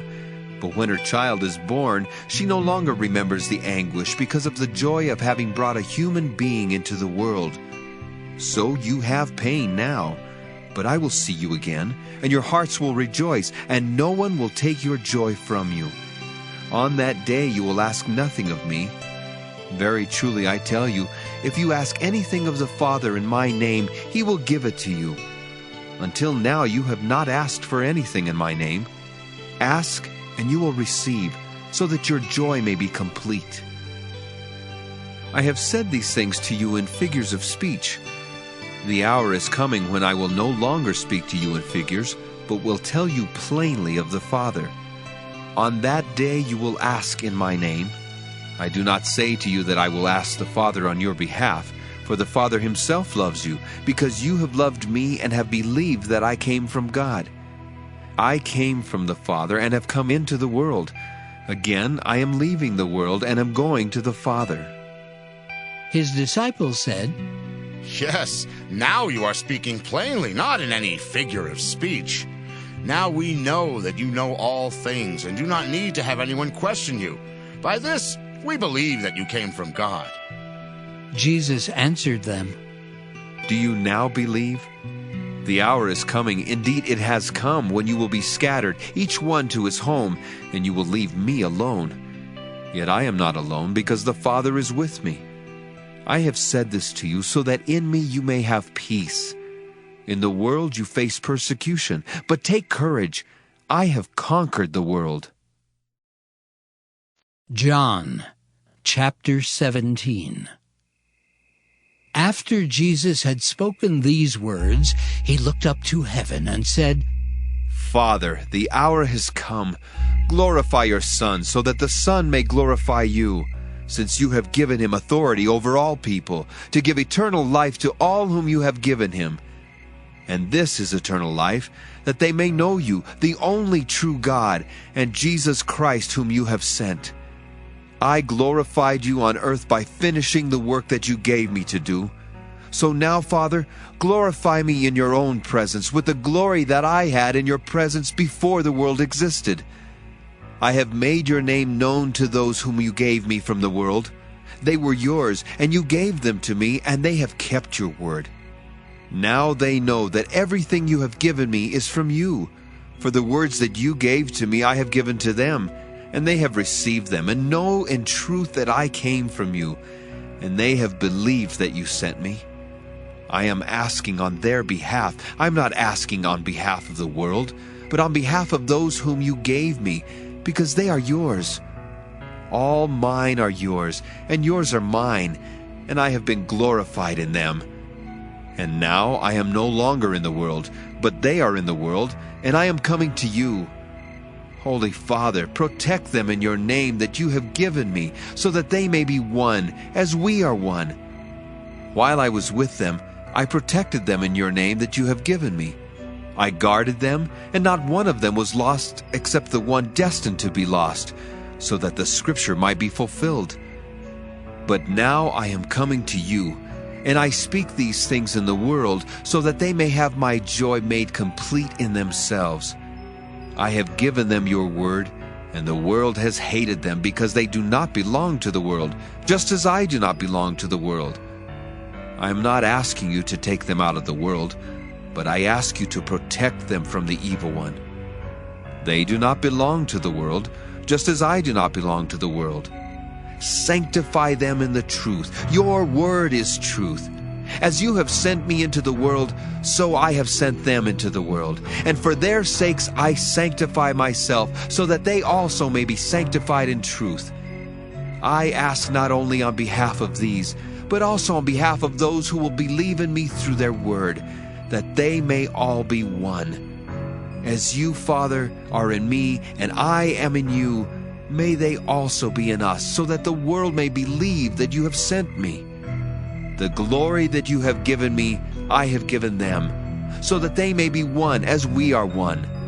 I in them, and you in me, that they may become completely one, so that the world may know that you have sent me and have loved them even as you have loved me. Father, I desire that those also whom you have given me may be with me where I am, to see my glory, which you have given me because you loved me before the foundation of the world. Righteous Father, the world does not know you, but I know you, and these know that you have sent me. I made your name known to them, and I will make it known, so that the love with which you have loved me may be in them, and I in them. John, chapter 18. After Jesus had spoken these words, he went out with his disciples across the Kidron Valley to a place where there was a garden, which he and his disciples entered. Now Judas, who betrayed him, also knew the place, because Jesus often met there with his disciples. So Judas brought a detachment of soldiers together with police from the chief priests and the Pharisees, and they came there with lanterns and torches and weapons. Then Jesus, knowing all that was to happen to him, came forward and asked them, "Whom are you looking for?" They answered, "Jesus of Nazareth." Jesus replied, "I am he." Judas, who betrayed him, was standing with them. When Jesus said to them, "I am he," they stepped back and fell to the ground. Again he asked them, "Whom are you looking for?" And they said, "Jesus of Nazareth." Jesus answered, "I told you that I am he. So if you are looking for me, let these men go." This was to fulfill the word that he had spoken. I did not lose a single one of those whom you gave me. Then Simon Peter, who had a sword, drew it, struck the high priest's slave, and cut off his right ear. The slave's name was Malchus. Jesus said to Peter, "Put your sword back into its sheath. Am I not to drink the cup that the Father has given me?" So the soldiers, their officer, and the Jewish police arrested Jesus and bound him. First they took him to Annas, who was the father-in-law of Caiaphas, the high priest that year. Caiaphas was the one who had advised the Jews that it was better to have one person die for the people. Simon Peter and another disciple followed Jesus. Since that disciple was known to the high priest, he went with Jesus into the courtyard of the high priest. But Peter was standing outside at the gate. So the other disciple, who was known to the high priest, went out, spoke to the woman who guarded the gate, and brought Peter in. The woman said to Peter, "You are not also one of this man's disciples, are you?" He said, "I am not." Now the slaves and the police had made a charcoal fire because it was cold, and they were standing around it and warming themselves. Peter also was standing with them and warming himself. Then the high priest questioned Jesus about his disciples and about his teaching. Jesus answered, "I have spoken openly to the world. I have always taught in synagogues and in the temple where all the Jews come together. I have said nothing in secret. Why do you ask me? Ask those who heard what I said to them. They know what I said." When he had said this, One of the police standing nearby struck Jesus on the face, saying, "Is that how you answer the high priest?" Jesus answered, "If I have spoken wrongly, testify to the wrong. But if I have spoken rightly, why do you strike me?" Then Annas sent him bound to Caiaphas the high priest. Now Simon Peter was standing and warming himself. They asked him, "You are not also one of his disciples, are you?" He denied it and said, "I am not." One of the slaves of the high priest, a relative of the man whose ear Peter had cut off, asked, "Did I not see you in the garden with him?" Again Peter denied it. And at that moment, the cock crowed. Then they took Jesus from Caiaphas to Pilate's headquarters. It was early in the morning. They themselves did not enter the headquarters so as to avoid ritual defilement and to be able to eat the Passover. So Pilate went out to them and said, "What accusation do you bring against this man?" They answered, "If this man were not a criminal, we would not have handed him over to you." Pilate said to them, "Take him yourselves and judge him according to your law." The Jews replied, "We are not permitted to put anyone to death." This was to fulfill what Jesus had said when he indicated the kind of death he was to die. Then Pilate entered the headquarters again, summoned Jesus, and asked him, "Are you the king of the Jews?" Jesus answered, "Do you ask this on your own, or did others tell you about me?" Pilate replied, "I am not a Jew, am I? Your own nation and the chief priests have handed you over to me. What have you done?" Jesus answered, "My kingdom is not from this world. If my kingdom were from this world, my followers would be fighting to keep me from being handed over to the Jews. But as it is, my kingdom is not from here." Pilate asked him, "So you are a king?" Jesus answered, "You say that I am a king. For this I was born, and for this I came into the world, to testify to the truth. Everyone who belongs to the truth listens to my voice." Pilate asked him, "What is truth?" After he had said this, he went out to the Jews again and told them, "I find no case against him. But you have a custom that I release someone for you at the Passover. Do you want me to release for you the King of the Jews?" They shouted in reply, "Not this man, but Barabbas!" Now Barabbas was a bandit. John chapter 19. Then Pilate took Jesus and had him flogged, and the soldiers wove a crown of thorns and put it on his head, and they dressed him in a purple robe. They kept coming up to him, saying,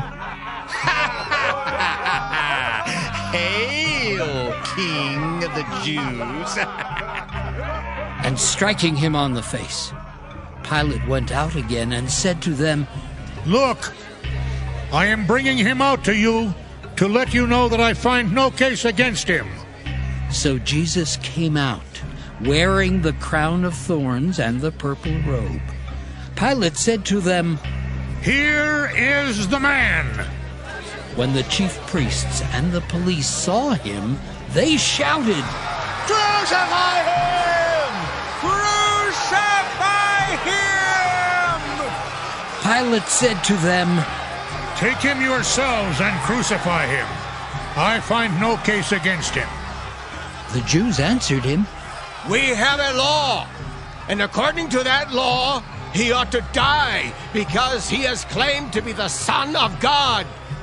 Now when Pilate heard this, he was more afraid than ever. He entered his headquarters again and asked Jesus, "Where are you from?" But Jesus gave him no answer. Pilate therefore said to him, "Do you refuse to speak to me? Do you not know that I have power to release you and power to crucify you?" Jesus answered him, You would have no power over me unless it had been given you from above. Therefore the one who handed me over to you is guilty of a greater sin. From then on, Pilate tried to release him, but the Jews cried out, If you release this man, you are no friend of the emperor! Everyone who claims to be a king sets himself against the emperor! When Pilate heard these words, he brought Jesus outside and sat on the judge's bench at a place called the Stone Pavement, or in Hebrew, Gabbatha. Now it was the day of preparation for the Passover, and it was about noon. He said to the Jews, Here is your king. They cried out, Away with him! Away with him! Crucify him! Pilate asked them, Shall I crucify your king? The chief priests answered, We have no king but the emperor! Then he handed him over to them to be crucified.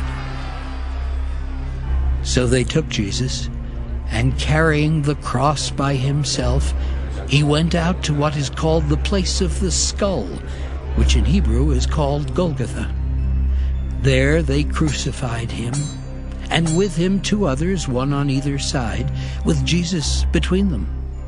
Pilate also had an inscription written and put on the cross. It read, Jesus of Nazareth, the King of the Jews. Many of the Jews read this inscription because the place where Jesus was crucified was near the city, and it was written in Hebrew, in Latin, and in Greek.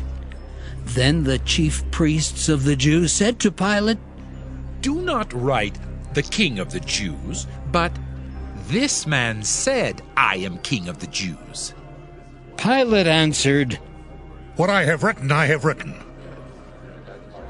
When the soldiers had crucified Jesus, they took his clothes and divided them into 4 parts, one for each soldier. They also took his tunic. Now the tunic was seamless, woven in one piece from the top. So they said to one another, Let's not tear it, but cast lots for it to see who will get it. This was to fulfill what the scripture says. They divided my clothes among themselves, and for my clothing they cast lots. And that is what the soldiers did. Meanwhile, standing near the cross of Jesus were his mother and his mother's sister, Mary, the wife of Clopas, and Mary Magdalene. When Jesus saw his mother and the disciple whom he loved standing beside her, he said to his mother, Woman, here is your son. Then he said to the disciple, Here is your mother. And from that hour, the disciple took her into his own home.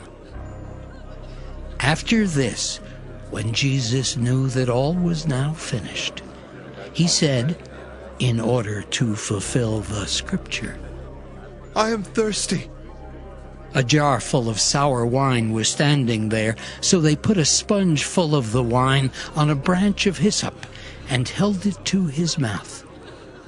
When Jesus had received the wine, he said, It is finished. Then he bowed his head and gave up his spirit. Since it was the day of preparation, the Jews did not want the bodies left on the cross during the Sabbath, especially because that Sabbath was a day of great solemnity. So they asked Pilate to have the legs of the crucified men broken and the bodies removed. Then the soldiers came and broke the legs of the first and of the other who had been crucified with him. But when they came to Jesus and saw that he was already dead, they did not break his legs. Instead, one of the soldiers pierced his side with a spear, and at once blood and water came out. He who saw this has testified, so that you also may believe. His testimony is true, and he knows that he tells the truth. These things occurred so that the scripture might be fulfilled. none of his bones shall be broken. And again, another passage of Scripture says, They will look on the one whom they have pierced. After these things, Joseph of Arimathea, who was a disciple of Jesus, though a secret one because of his fear of the Jews, asked Pilate to let him take away the body of Jesus. Pilate gave him permission, so he came and removed his body. Nicodemus, who had first come to Jesus by night, also came, bringing a mixture of myrrh and aloes, weighing about 100 pounds. They took the body of Jesus and wrapped it with the spices in linen cloths, according to the burial custom of the Jews. Now there was a garden in the place where he was crucified, and in the garden there was a new tomb in which no one had ever been laid. And so, because it was the Jewish day of preparation and the tomb was nearby, they laid Jesus there. John chapter 20. Early on the first day of the week, while it was still dark, Mary Magdalene came to the tomb and saw that the stone had been removed from the tomb. So she ran and went to Simon Peter and the other disciple, the one whom Jesus loved, and said to them, They have taken the Lord out of the tomb, and we do not know where they have laid him. Then Peter and the other disciple set out and went toward the tomb. The two were running together, but the other disciple outran Peter and reached the tomb first. He bent down to look in and saw the linen wrappings lying there, but he did not go in. Then Simon Peter came following him and went into the tomb. He saw the linen wrappings lying there and the cloth that had been on Jesus' head, not lying with the linen wrappings, but rolled up in a place by itself. Then the other disciple, who reached the tomb first, also went in, and he saw and believed. For as yet they did not understand the Scripture, that he must rise from the dead. Then the disciples returned to their homes. But Mary stood weeping outside the tomb. As she wept, she bent over to look into the tomb, and she saw two angels in white, sitting where the body of Jesus had been lying, one at the head and the other at the feet. They said to her, Woman, why are you weeping? She said to them, They have taken away my Lord, and I do not know where they have laid him. When she had said this, she turned around and saw Jesus standing there, but she did not know that it was Jesus. Jesus said to her, Woman, why are you weeping? Whom are you looking for? Supposing him to be the gardener, she said to him, Sir, if you have carried him away, tell me where you have laid him, and I will take him away. Jesus said to her, Mary.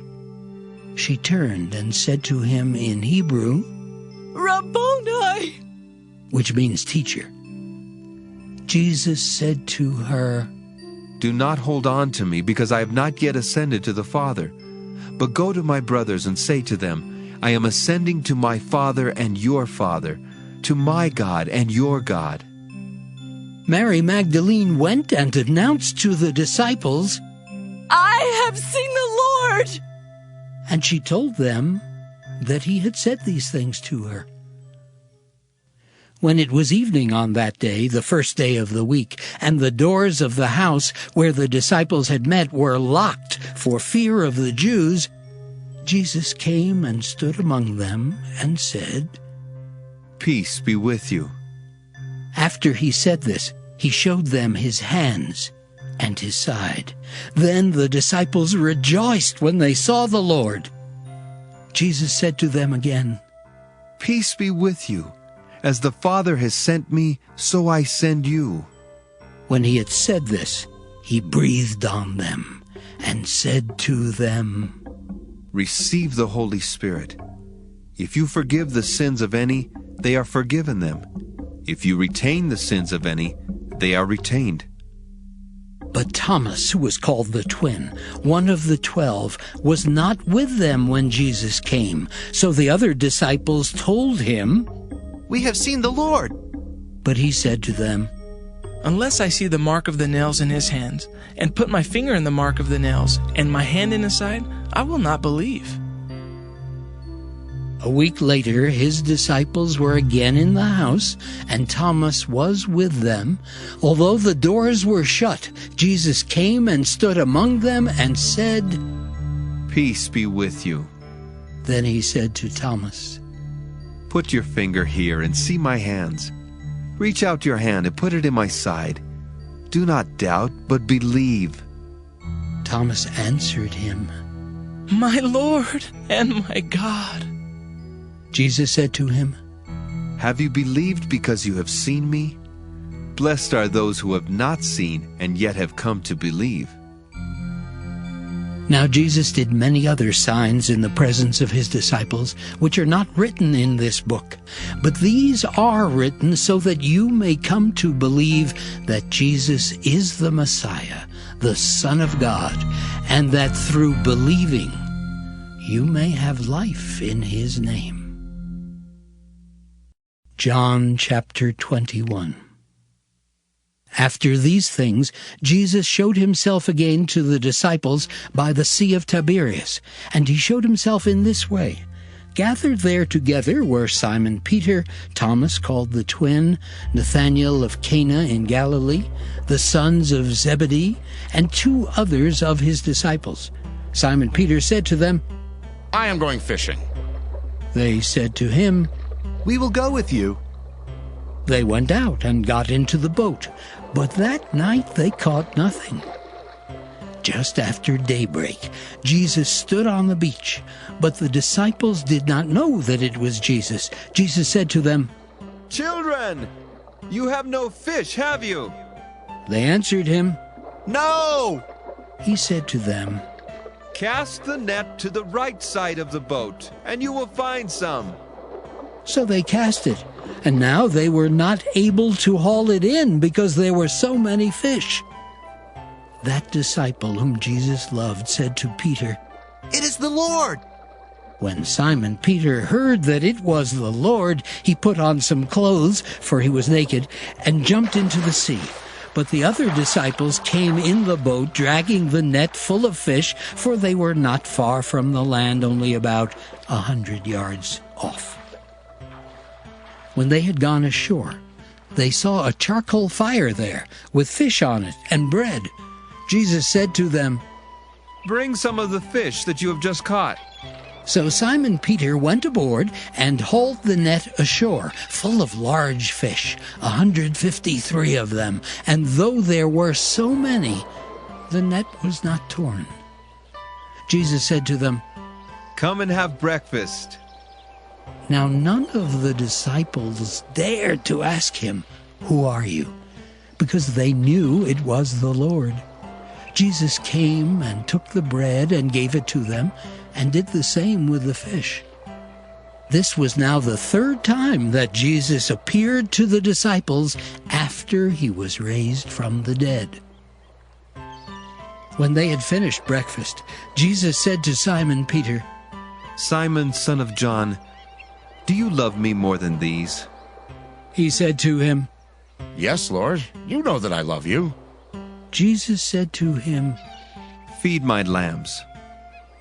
A 2nd time he said to him, "Simon, son of John, do you love me?" He said to him, "Yes, Lord, you know that I love you." Jesus said to him, "Tend my sheep." He said to him the 3rd time, "Simon, son of John, do you love me?" Peter felt hurt because he said to him the 3rd time, "Do you love me?" And he said to him, "Lord, you know everything. You know that I love you." Jesus said to him, "Feed my sheep. Very truly I tell you, when you were younger, you used to fasten your own belt and to go wherever you wished. But when you grow old, you will stretch out your hands, and someone else will fasten a belt around you and take you where you do not wish to go." He said this to indicate the kind of death by which he would glorify God. After this, he said to him, "Follow me." Peter turned and saw the disciple whom Jesus loved following them. He was the one who had reclined next to Jesus at the supper and had said, "Lord, who is it that is going to betray you?" When Peter saw him, he said to Jesus, "Lord, what about him?" Jesus said to him, "If it is my will that he remain until I come, what is that to you? Follow me." So the rumor spread in the community that this disciple would not die. Yet Jesus did not say to him that he would not die, but, "If it is my will that he remain until I come, what is that to you?" This is the disciple who is testifying to these things and has written them, and we know that his testimony is true. But there are also many other things that Jesus did. If every one of them were written down, I suppose that the world itself could not contain the books that would be written.